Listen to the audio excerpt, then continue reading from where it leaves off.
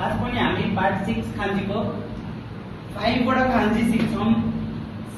Temple related खान्जी, टेम्पलको खान्जी यदि आयो भने 13 को खान्जी आयो भने 5 वटा खान्जी हामी सजिलै सिक्छौं। एन्ड 5 को खान्जी हो मेन खान्जी। फर्स्ट खान्जी चाहिँ ओ 13 मेन वर्ड हो। पोलाइटली हामी चाहिँ ओ राखेर ओ 13 बनाउँछ। यदि मात्रै छ भने 13 भनिन्छ। 13 भनेको टेम्पल। मा स्टेप वाइज पहिला पनि भने थिए लेफ्ट टु राइट जानुपर्छ, अप एन्ड डाउन आउँछ। 1 2 मा यो पनि एउटा खान्जी नै हो, चुची स्वाइलर भन्छ ग्राउन्ड। यो यहाँ चाहिँ स्टेप छ, यहाँ लेखेको छ। सो यो भनेको 13 भयो। 13 भनेको टेम्पल। अब 13 को खान्जी आयो भने यो 13 तपाईले आयो भने अरुको खान्जी सजिलै सिक्न सक्नुहुन्छ। हेर्नुस् त यहाँ मान्छेको खान्जी हो। मान्छे भनेको पर्खनु। अब पर्खनुको खान्जी कसरी लेख्ने? यो भनेको हितो जनाउँछ।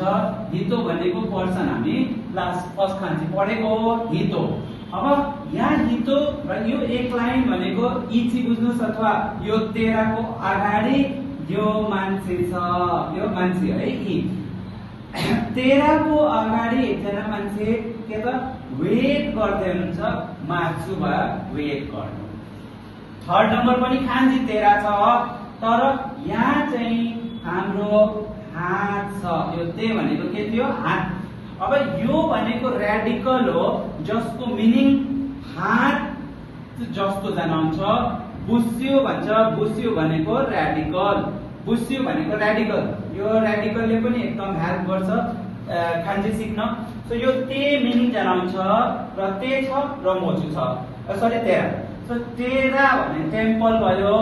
र हामी टेम्पल जाँदा के गर्छौं? हातमा केही न केही बोकेर जानुहुन्छ भगवानलाई हैन। फलफूल के गर्ने त यो हातमा हुन्छ। त्यही भएर हातको रेडिकल र 13 को खान्जी जोड्यो भने के भयो त? एउटा वर्ड मोचु, क्यारी, बोक्नु, समाउनु भयो। त्यस्तै 13 को खान्जी छ हि। लास्ट क्लासमा हामी हि सनको खान्जी पढेको। अब सन र 13 को खान्जी जोड्दियो भने तोकी, टाइम, बेला भयो। अब यो तोकी भनेको के हो? कुन्योमी हो, किनभने सिंगल आउँछ। र यो जोडेको आयो भने जी हुन्छ, चाइनिज कुन्योमी रिडिङ हुन्छ। त्यही भएर इची लाइन छ यहाँ। अनि तोकीको खान्जी जोड्यो भने इची जी भयो 1 o'clock। यो 2 नि जी 2 o'clock। तर यही अरु यहाँ भन्छ इकु भनेको जान, तोकी भनेको बेला, जान बेला भयो। यो सिंगल। 5 नम्बर लास्ट आजको हाम्रो यो 13 यो भनेको तेजना आयो। त्यही भएर सानो लाइन खिच्दिनुस् अनि 13 लेख्नुस्। तोकुनी भयो स्पेशली, विशेष।